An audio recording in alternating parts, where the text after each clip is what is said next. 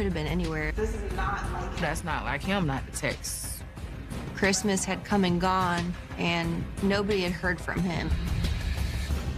The search feels endless. They posted on social media and organized a search. Me and my sister and everybody was looking for him. She believes that there's foul play involved. Or had he disappeared by choice? In the past, he's bounced from house to house. She might have even thought he left town. Until their worst fears are confirmed. I could see his foot sticking out, and I knew. His body was by the creek for 2 weeks. As the investigation unfolds, secrets surface. There's domestic violence and infidelity. I should have just stayed away from him, man. It really just leads down a rabbit hole of trying to find the truth about what happened. But the truth always comes to light. The witness was terrified, violent. She says she knows what happened. She dropped a bomb on us in the rental car.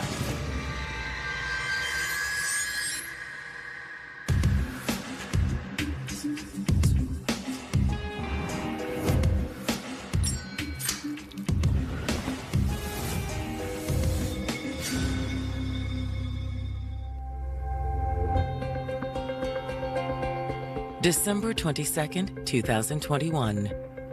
It's 3 days before Christmas in Columbia, South Carolina, the Palmetto State's capital. Columbia is unique in that it's the second largest city in South Carolina, but it also has a really hometown feel. People choose to live here because it's really family-oriented. During the holidays, with people coming in town to visit family, it's just a very busy and exciting time. But while most of the city is focused on the holidays ahead, 29-year-old Taylor Wardlaw is calling Columbia police to report her boyfriend, Tyrell Simms, missing. Tyrell Simms. She had not talked to Tyrell in 2 days. Taylor says she hadn't seen Tyrell since early Monday morning.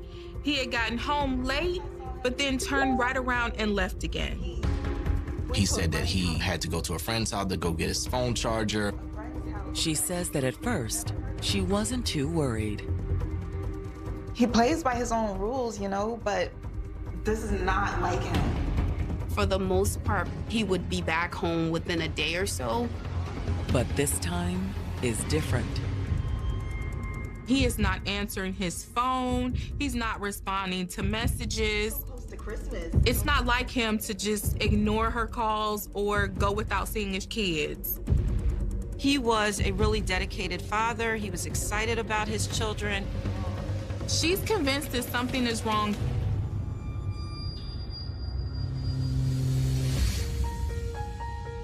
"26-year-old Tyrell Simms could always bring a smile to those around him. Tyrell was fun. He liked to make people laugh. He always knew how to make you feel good. He was considered the class clown. His personality was infectious. He was someone that was always seen with a smile on his face. But his life wasn't always easy. He has a twin sister, and when they were infants, their mother passed away. And then when they were 4, their father died. As a result, Tyrell and his sister were raised by their aunt, along with their other siblings. She took all 4 of us in because she wanted to keep us together.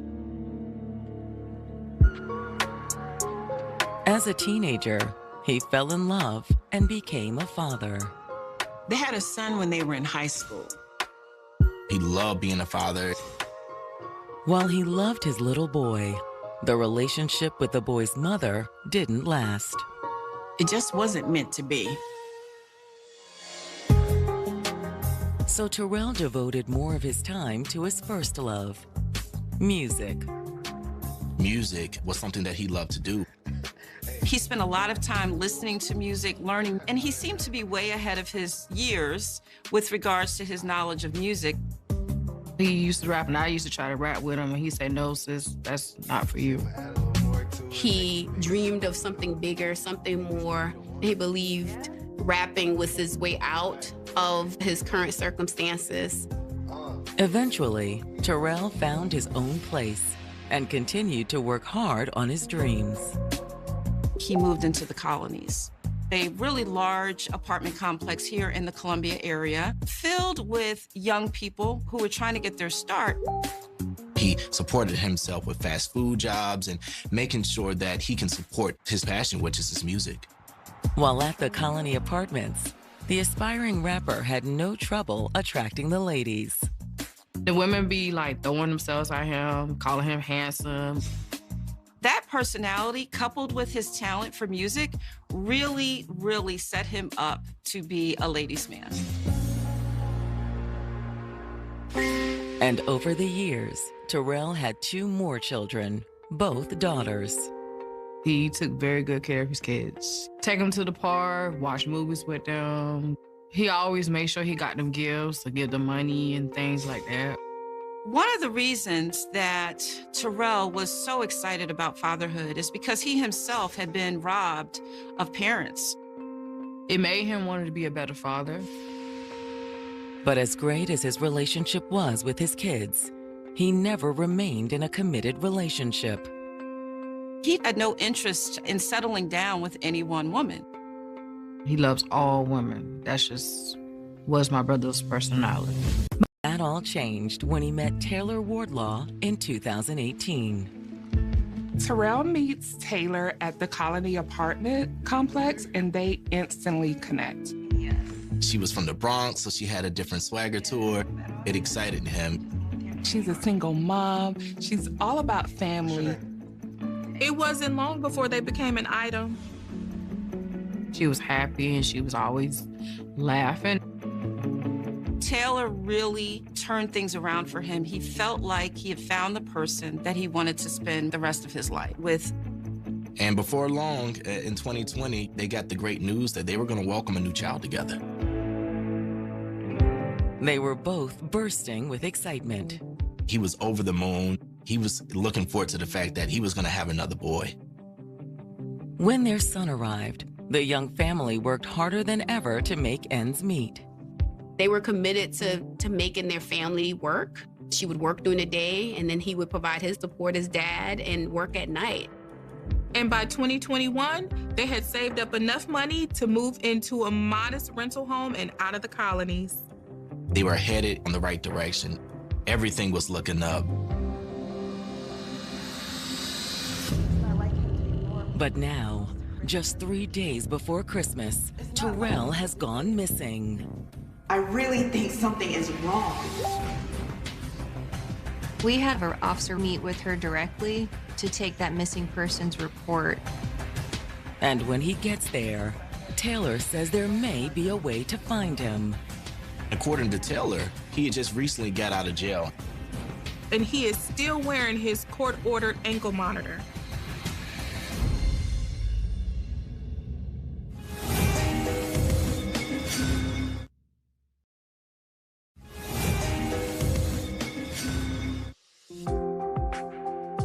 At the end of 2021, Tyrell Simms and Taylor Wardlaw appeared well on their way to building a family and a future together. He had 3 kids, she had 1 child, and together they made their family work. They also shared a 1-year-old son together, and they had recently moved into a new house. But now, after reporting Tyrell missing, Taylor is meeting with an officer from the Columbia Police Department. Taylor let him know that Tyrell came home Monday and mentioned that he left his phone charger at his friend Jordan's house.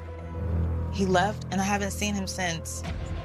She says Tyrell isn't answering his phone, and she doesn't know where he is.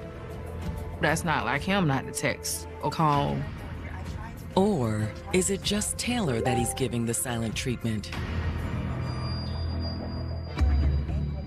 she's afraid that he might have left her for someone else. Taylor explains that while she loves Tyrell, they had a very challenging relationship. It was nothing major, just couple stuff.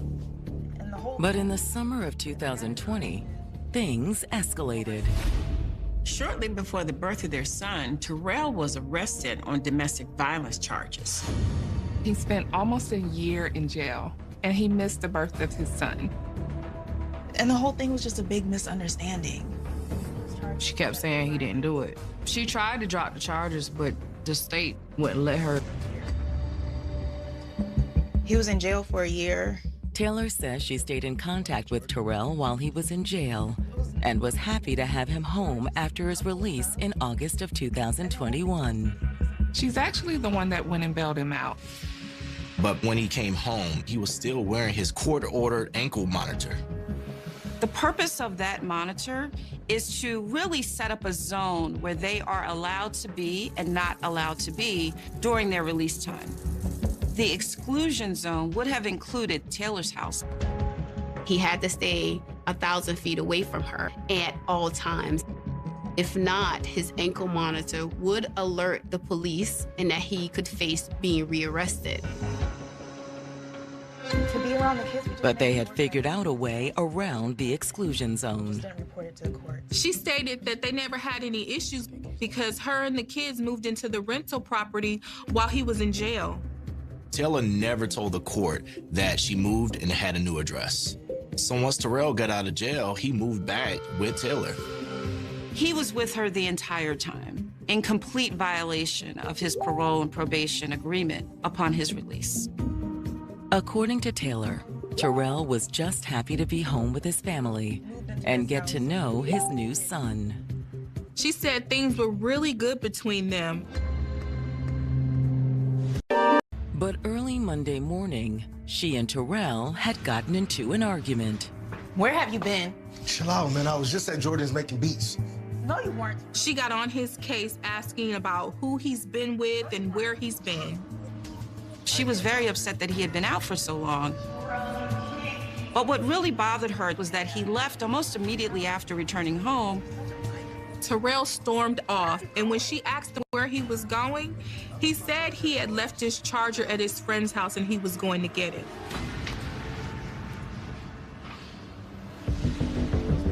But now Tyrell isn't answering her phone calls.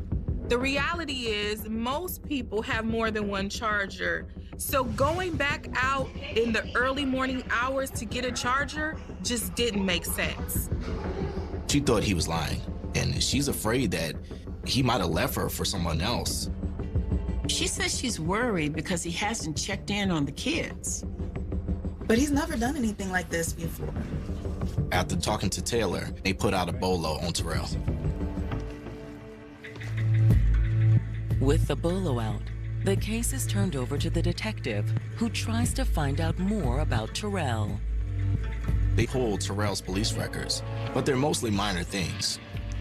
He was kind of out in the streets when he was younger, and now that he's gotten older, he seemed like he was trying to kind of get it together. But the arrest that landed him in jail is more serious. The charge was stating that while Taylor was 9 months pregnant, Tyrell had actually put a gun to her belly. He threatened her and their unborn child. Now, Tyrell had denied doing this. It was a he said, she said situation. However, he was still arrested for this. And unfortunately, with domestic violence, men are at a disadvantage when police are called. They're often seen as the aggressor. And when the cops showed up, despite both of them having conflicting reports, the police automatically believed her. However, that's not all the detective finds inside Tyrell's file.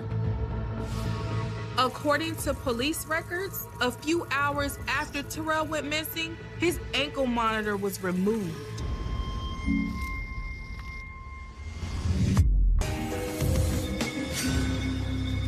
Ankle monitors offer an alternative to jail and have become an increasingly common tool in the criminal justice system.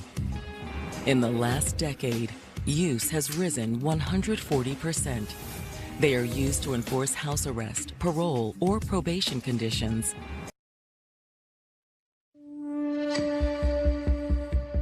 The detective investigating the disappearance of Tyrell Simms has learned that he's no longer wearing the ankle monitor that tracks his movements. He'd been ordered to wear the monitor as a condition of his bail for charges of domestic violence against Taylor. Police are looking for whether or not people are tampering with these devices. When the ankle monitor is tampered with, it sends out alerts letting them know that something is not right. And early on December 20th, an alert on Tyrell's ankle monitor came in. Tyrell Simms' ankle monitor had been cut off. Typically when somebody's absconding from supervision, that's because they don't want us to know where they are anymore. According to the system, Tyrell was about 10 minutes northwest of Columbia when the monitor went out. It appeared to be on Monticello Road, which is a highway leading out of town. Soon after, the monitor lost signal. So investigators head out to Monticello Road.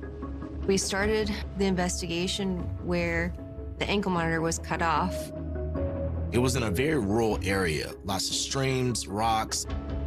They search the area, but there is no sign of Tyrell.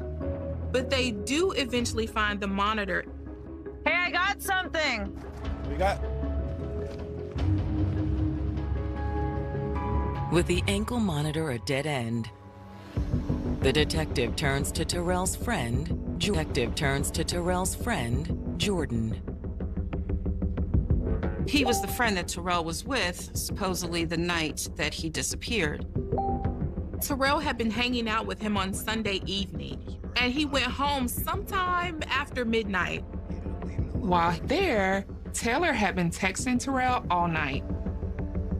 Taylor was calling incessantly throughout the night, multiple text messages, and it was clear that she was very angry. Although Jordan had seen Tyrell before, he did not come back to his house. In fact, he knows nothing about Tyrell leaving a phone charger. So now the detectives are trying to find out, was that just a lie that he told Taylor while walking out the door? I want to get my charger from Jordan's. Relax. The officer will show you out. Parents' insight, the detective reaches out to Tyrell's sisters. Tyrell and his sisters were very close. They really relied on each other throughout their upbringing. However, they did mention that ever since he got out of jail, something seemed different. He seemed a little troubled. They said that Taylor portrayed this like happy little family on her social media, and they just felt like something was off with them. He was very distant. He wasn't his normal jovial self. At Thanksgiving, he just kept drinking and drinking. It didn't seem like him. What the family says seems to add credence to Taylor's fears that Tyrell might have just walked out on her. But even as the detective is suspecting that's the case, it appears that Taylor may have changed her mind. Christmas had come and gone, and nobody had heard from him. Taylor posted on social media about Tyrell's disappearance and organized a search. She seemed exasperated that she couldn't find him and didn't know what happened to him. Taylor isn't the only one losing patience. His two sisters hadn't heard from him. I started wondering why they wasn't pursuing. And when I found out in the state of South Carolina, if your loved one don't have a mental illness, they're gonna give time for your loved one to come back. But Tyrell's sister suspects he isn't coming back. She believes that there's foul play involved. My brother's not gonna throw away his freedom, you know, he just got home and I don't see him cutting no ankle monitor up. Because even if Tyrell wanted to disappear out of Taylor's life, why would he not answer the phone calls of his sisters, his family, or his kids? And then not only that, Tyrell was always the type to let somebody know where he was at. So where was Tyrell? No one could figure out where this man was. Me and my sister and everybody was looking for Tyrell, trying to figure out where his last location was.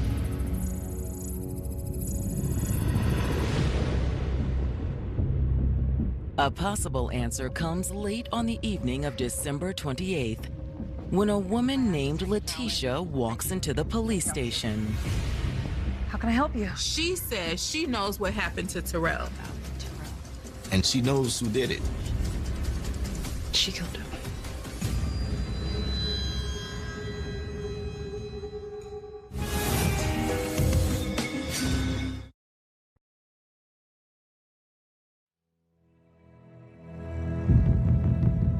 A woman named Letitia has come forward to the detective investigating Tyrell Simms' disappearance, claiming she knows what happened to the 26-year-old aspiring rapper.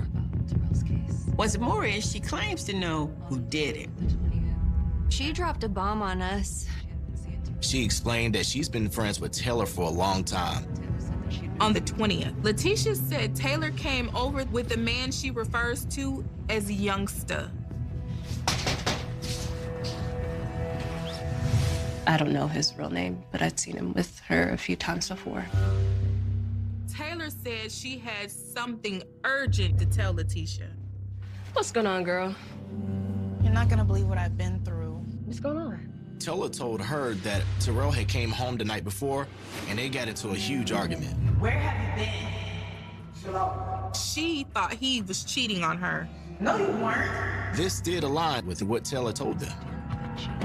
But after that, the story starts to differ. According to Letitia, Taylor said during the argument, Tyrell hit her.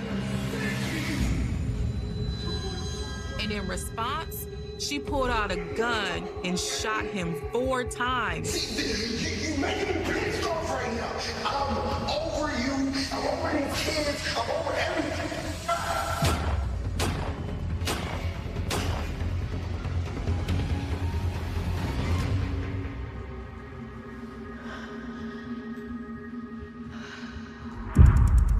I just wanted him to stop. She was not going to be a victim anymore. She was simply protecting herself from further violence. Is he? Yes. She said that once she killed Tyrell, she called up Youngster and asked him to come over and help her get rid of the body. Youngster, I need your help. According to Letitia, Youngster agreed to come over and help Taylor load Tyrell's body into the back of her rental car. They proceeded to drive him out into the country onto Monticello Road. That's when Youngster cut the ankle monitor off of Tyrell's leg.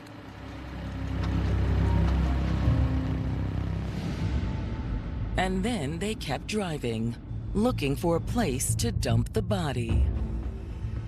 She told me that they took him to some kind of an overlook or a bridge. Taylor told Letitia that they tossed the body over. They were expecting to hear a splash because they thought they were throwing him into a stream. Did your teenager develop depression, anxiety, or eating disorders after becoming addicted to social media platforms? A global settlement may be coming in 2025. These platforms allegedly failed to protect vulnerable youth from addictive algorithms. They didn't go down to check, and they just left him there. She told me that's why they came to me. Letitia says that is why they came to her apartment that day. She wanted help moving his body because she didn't think she disposed of it properly. She was blown away. Not only that Taylor had admitted this to her, but now she was at her house asking her to help her. According to Letitia, she told Taylor no. I'm sorry, but no. She just didn't want anything to do with it. Yes, she said. And that's not all the information Letitia has for the detective. According to what Taylor said, when she shot Tyrell, one of the bullets missed. It went all the way through the wall of the house and hit the rental car outside. And it hit the rental car. It's such a wealth of detail about Tyrell's disappearance that the detective is left wondering whether Letitia knows even more than she claims. They really have no way of knowing whether or not Letitia is involved, if she is calculating this to clear her own name. Following her interview, the detective starts checking with local car rental agencies. They eventually found where Taylor had rented an SUV a week before Christmas, and she had recently returned it. They're told that when it was returned, there was some body damage. And where's that car now? The rental company sent it to the body shop, apparently to repair a hole in the hood. They located the vehicle, and lo and behold, there's a hole that Letitia described from a bullet in the hood of this vehicle. The detective has the car towed to their lab, where they find more damning evidence. They sprayed down the SUV's hatchback with luminol. And what do you know? It glowed.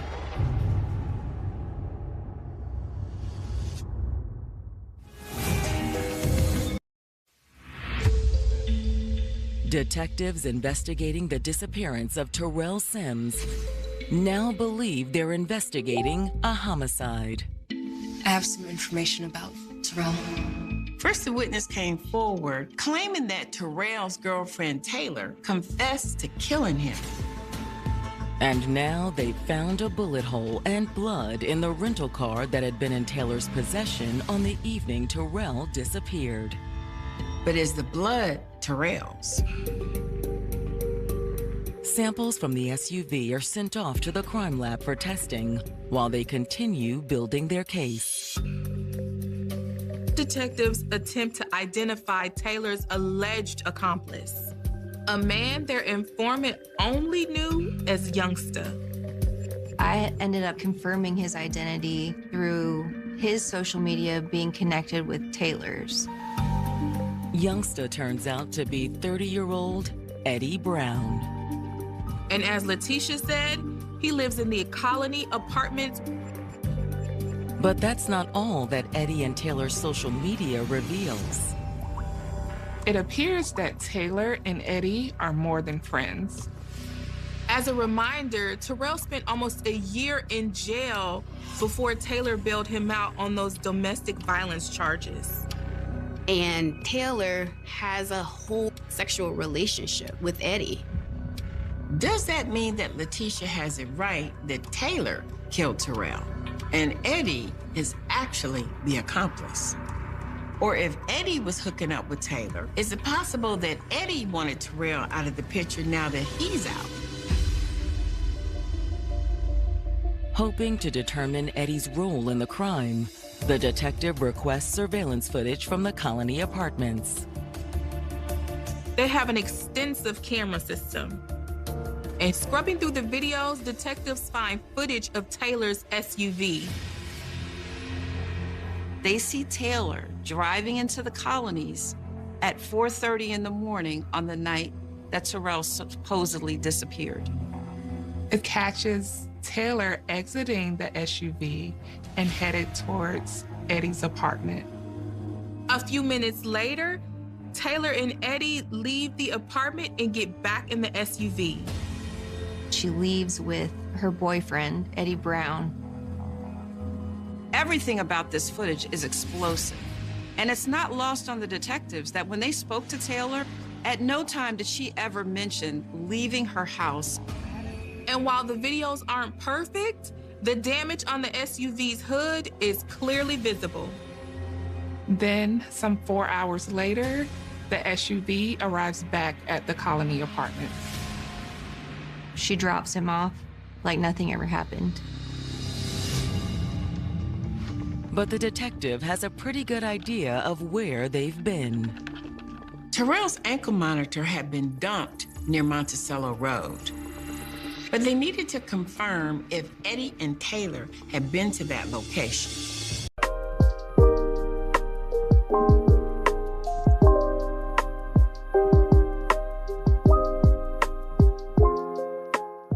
Botox Cosmetic is the brand I trust and recommend And that was after his ankle monitor got cut off.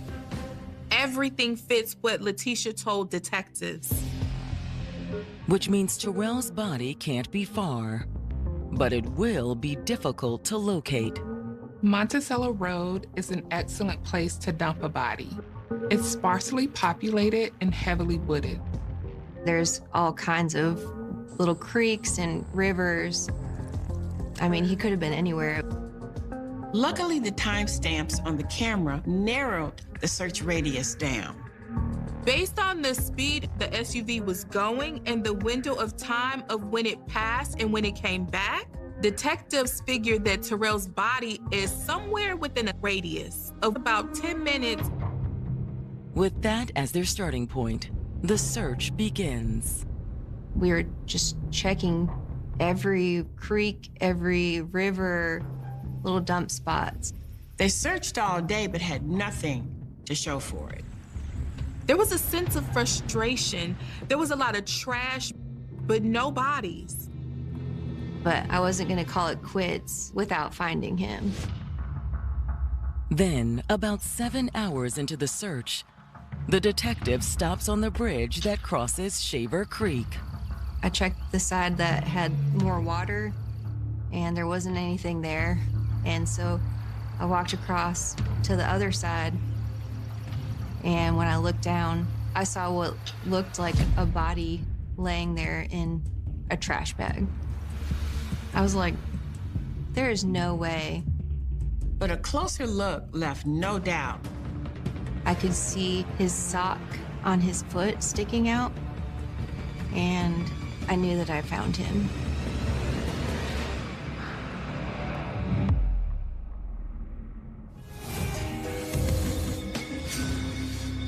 We have a job to do. We have to figure out what happened to them, so you can't get caught up in the emotional aspect of things. But this was really hard for me, knowing what kind of relationship he was in, because it was controlling, it was manipulative, and it was, if I can't have you, nobody can. And I've been in that situation before. It can happen to anybody.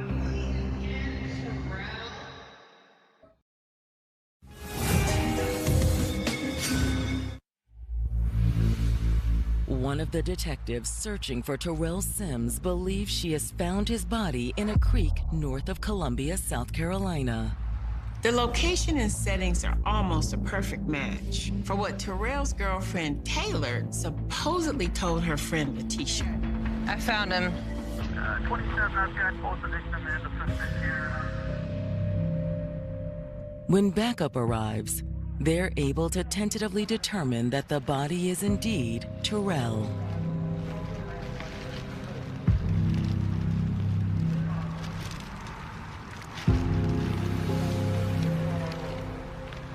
His body was actually preserved pretty well. It's him. It was cold at that time of year, and he hadn't actually really been submerged in the water.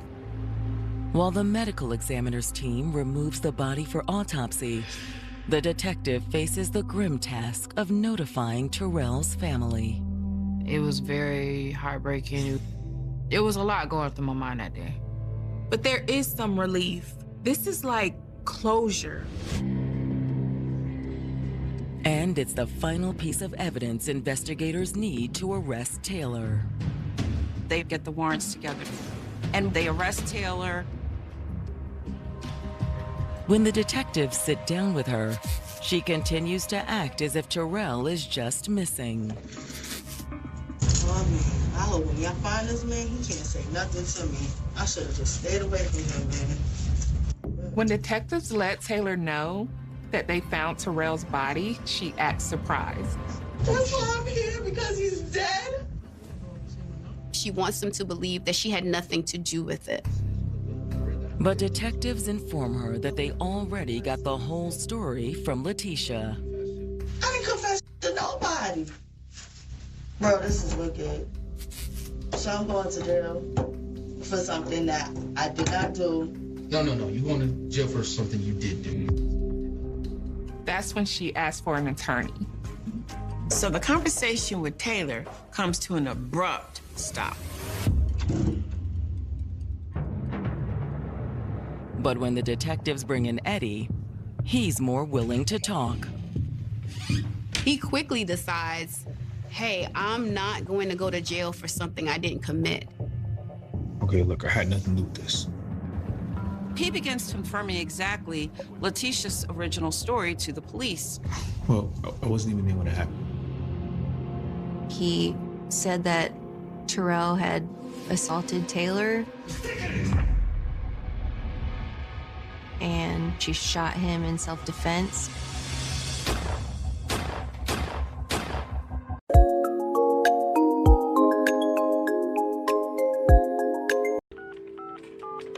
It was very emotional. I was trying to keep it together for his kids and my sister. But can investigators make the murder charges stick? She described shooting him as being an act of self-defense. Keep playing with me. You really want me to kill you? Tyrell is already out on bail for a prior domestic violence charge. Which meant that there was a chance that Taylor could get off scot-free. But once they conducted the autopsy of Tyrell's body, it was clear that that was not the case. He had been shot 5 or 6 times through his back. So he wasn't attacking her. He was trying to leave, and she couldn't handle that. This wasn't self-defense.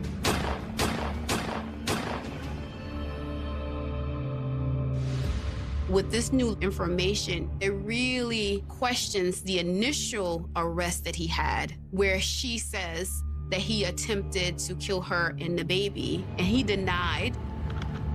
But it's Taylor's phone records that give police their best indication of Taylor's motive. In the days leading up to Tyrell's death, she had been texting him repeatedly, asking why he wasn't coming home, who he was with. Taylor appeared consumed with jealousy, despite having another boyfriend. And on the night of the murder, jealousy had boiled over into rage. You could tell that she didn't feel like she was in control of the situation. So when he finally did come home, detectives believed that Taylor was waiting, angry and ready. Where were you? While we don't know exactly what happened, it's apparent there was some sort of confrontation. You are nuts. All right, stop. And Taylor pulled out a gun and shot Tyrell.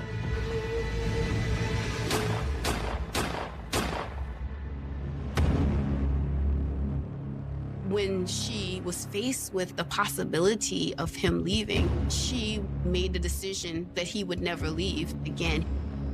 Even worse, Taylor shot Tyrell while their children were in the house. She just didn't care. It didn't slow her down from her desire to control Tyrell.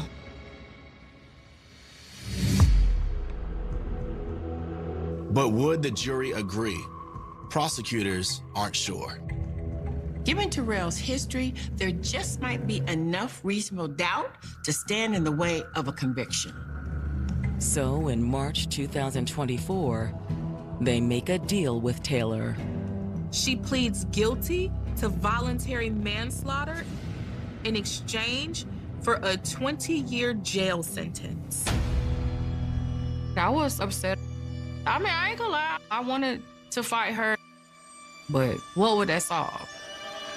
I'm glad that it came to an end, but I wish that she was in prison for the rest of her life because she's a really evil person.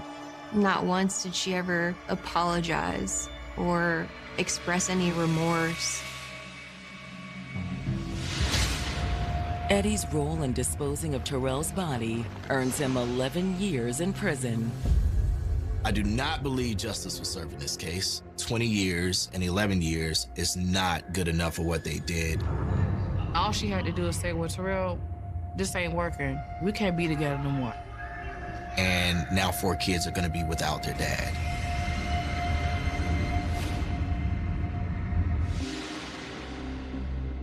But if there's one thing the family and the authorities agree on, it's that Tyrell didn't deserve what happened. I'm not saying my brother was perfect, but still, how he left this world was wrong. Here's Tyrell, a young Hey, I'm Nye, one of your hosts. And before we go any further, remember this. Not all poisons are swallowed. Some of it hides in plain sight in jealousy, envy, greed, and the need for control. Every case you watch here starts with a motive. But before the crime, there is behavior. Before the headlines, there is manipulation. Before the tragedy, there is silence. The Silent Poisons book series explores the psychological patterns behind the crimes. Toxic love, misplaced loyalty, obsession, and the desperate need for validation. These are the poisons that destroy lives quietly, the ones no one warns you about until it's too late. If these stories pull you in, the truth goes even deeper. The Silent Poisons book series is available now on Amazon and IamNylux.com. Together we uncover the silent poisons of life.